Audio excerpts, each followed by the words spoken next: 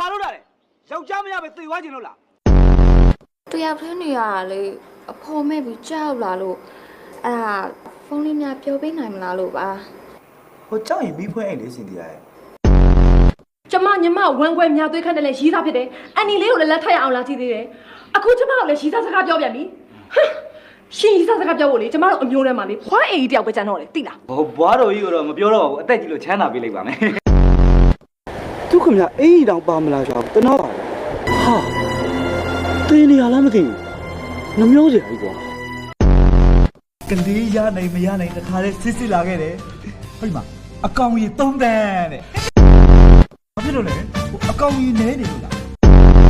ဓာတ်ကွန်းကပြောလို့လေမျိုးမအောင်မပူနဲ့တဲ့ဒါမှတော့မျိုးမတုံးမှာပေါ့မဟုတ်ဘူးလားကြည့်ရတာမြန်မာစကားမတက်ဘူးလေတူရဲ့ညားရှိရရက်ကစ်စပုတ်တလီညမဟောင်းတူငါဒူကောင်းပြည့်စက်ကြိုက်ဟာမပြဘူးဒီကအောက်ပိုင်းလေးပါတာမဟုတ်ဘူး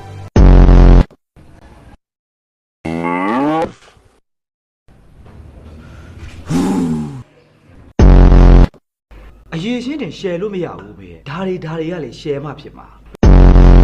ပါကလည်းပြူးမှမူရကလည်းထူးမှနင်းလိုမျိုးအပြီးရပဲချင်းခေါင်းရပဲချင်းတရေနိုးပဲထချင်းတုံးတရားမူးရောပဲရောစမောစိတ်ပြားချက်ကလေးတွေကိုပဲအရန်ဖိုက်တဲ့ကောင်မှာအရက်မူပြီးငါအမေကိုရိုက်မှာဆိုလို့လေသူတောက်မဲ့အရက်ပလင်းတွေကိုငါယူတော့အောင်လည်းမနှဲတော့ပါဘူးမတွေ့တာကြားလို့လားမသိဘူးနင်းကဟိုထွားလာတယ်